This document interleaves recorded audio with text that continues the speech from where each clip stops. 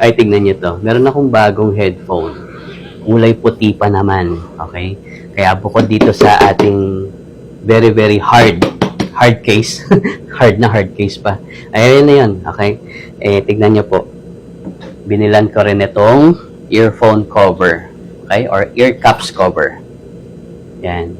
So, kayo na bahala sa kulay ha. Kasi, marami tayong kulay. May black, gray, red, and blue.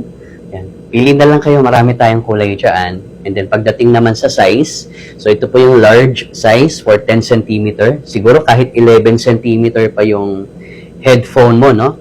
Kasyang-kasya po sa kanya. And ayun nga, komportable. Kasi, sipin mo na lang ha, magdamag kang headphone. So, magdamag na suot siya sa'yo. Yung init, yung pawis, yung tutuli at tulok mo. Yan. Kesa mapunta dun sa foams ng headphone. Yan. Unahan mo na. Lagyan mo na kaagad nitong headphone cover na washable, stretchable, may mga sizes, may mga kulay na mapagpipilian. Kaya nandyan na sa may yellow basket para makapag-check out na rin kayo nito. Para maalagaan nyo kaagad yung headphone nyo o kung luma na yung headphone nyo, yung back na mga leather, hindi na mapupunta sa tenga nyo. So, yun lang. Check out na.